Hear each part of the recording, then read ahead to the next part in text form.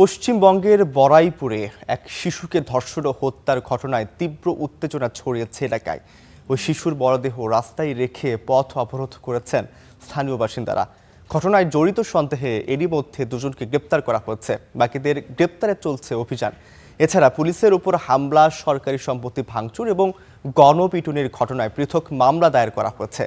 এদিকে ভুক্তভোগীর পরিবারের সঙ্গে দেখা করতে যাওয়ার চেষ্টা করলে সাবেক মুখ্যমন্ত্রী মমতা বন্দ্যোপাধ্যায়কে আটকে দেয় পুলিশ।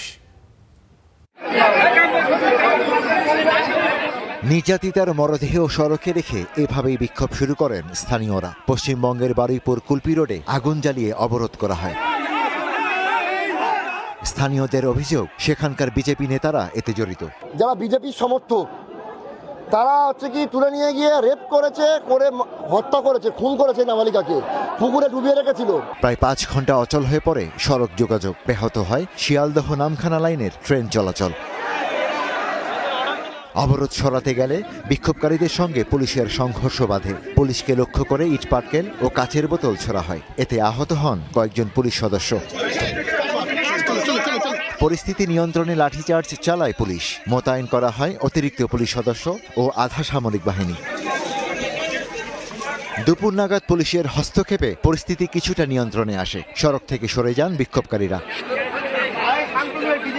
নাবালিকা ধর্ষণ ও খুনের ঘটনায় মামলা হয়েছে, গঠিত হয়েছে তদন্ত কমিটি। একই সঙ্গে পুলিশের উপর হামলা, সরকারি সম্পত্তি ভাঙচুর ও গণপিটুনির ঘটনায় পৃথক মামলার দায়ের করা হয়েছে। অভিযুক্ত কয়েকজন গ্রেপ্তারও হয়েছেন। কথা দিচ্ছি যে এটা যাতে সাজা হয় সেটার দিকে আমরা নিয়ে যাব এবং নেক্সট যা যা কাজ আছে আমরা আমাদের তরফ থেকে যতটা করার আমরা নিশ্চয়ই করব। সন্ধ্যার পর ঘটনাটি রাজনৈতিক মোড় নেয়। নির্যাতিতার পরিবারের সঙ্গে দেখা করতে বারুইপুর যেতে চাইলে বাধার মুখে পড়েন সাবেক মুখ্যমন্ত্রী মমতা বন্দ্যোপাধ্যায়। কালীঘাটের বাসভবনে মোতায়েন করা হয় বিপুল সংখ্যক পুলিশ ও আধা সামরিক বাহিনী। তৃণমূল কংগ্রেসের দাবি, নজরবন্দি করা হয়েছে মমতাকে।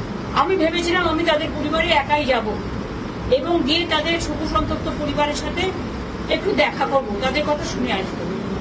কিন্তু দেখুন, আমার বাড়ির সামনে থেকে একেবারে সমস্ত রাস্তা মোড়ে মাথা থেকে আমার বাড়ি পর্যন্ত লুটমার ছুটছে এবং পুরোপুরি প্রায় 1000 পুলিশ, সিআরপিএফ থেকে শুরু করে আরো সমস্ত পুলিশ, ছেলে পুলিশ, মেয়ে পুলিশ, গুন্ডা দমন পুলিশ, ডাকাত দমন পুলিশ, গাঁজা দমন পুলিশ সবাই মিলে সেখানে জমায়েত হয়েছে।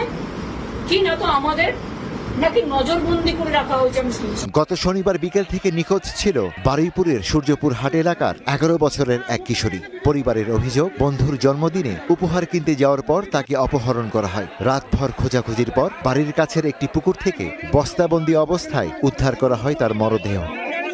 Ishtiaq Hossain, star news.